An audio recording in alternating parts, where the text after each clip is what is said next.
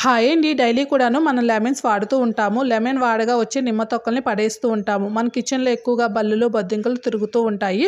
Food పైన కూడాను చేరుతూ ఉంటాయి. అలాంటివి అస్సలు తీసుకోకూడదు.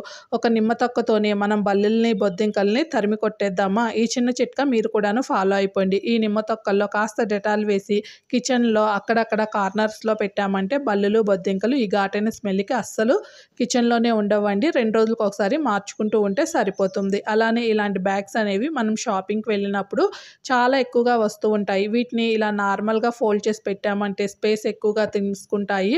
అలానే ఇంటి మొత్తం కూడాను ఇవి ఉంటూ ఉంటాయి. అలా కాకుండా నేను వీడియోలో చూపించిన విధంగా ఇలా జస్ట్ పౌచ్ లాగా చిన్న ప్యాకింగ్ లాగా చేసేసుకొని పెట్టేసుకున్నామంటే తక్కువ స్పేస్ తీసుకుంటాయి. నీట్‌గా కూడాను ఉంటాయి.